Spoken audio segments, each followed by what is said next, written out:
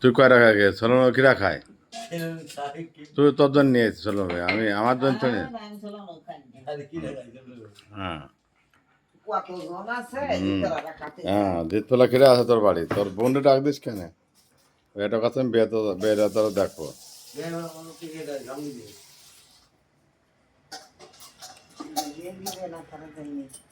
so guys কাঁঠাল ভাঙতেছে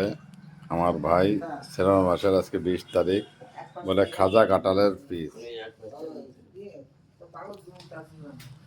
খাজা কাঁঠালের piece এই দেখা তো পিস কিরাম এটা গালে দে ও তো বলেছিল হ্যাঁ তো বল বাংলায় বল ভীষণ ভালো সাইজ খাজা রসে খাজা খাজা কাঁঠাল শ্রাবণ মাসে 20 তারিখে 20 কিলো কাঁঠাল নিয়েছে একটা তো বল হ্যাঁ হ্যাঁ কি তুই বলছিস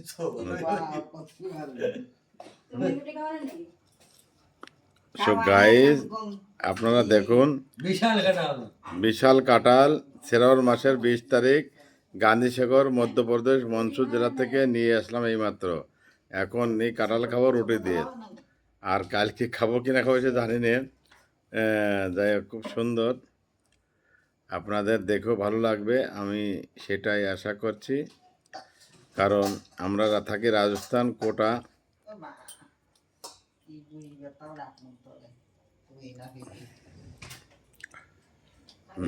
ভাই একটা কাঁঠালের পিস তো আমার দে দেখে দেখি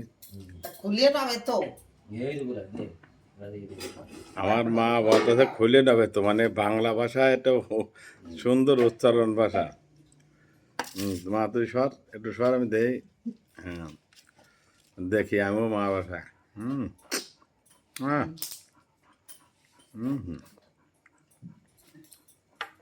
ঠিক আছে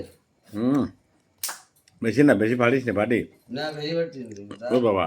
বেশি ফাড়লে লোকে কবে নাকি শালা রাক্ষসী দল খাচ্ছে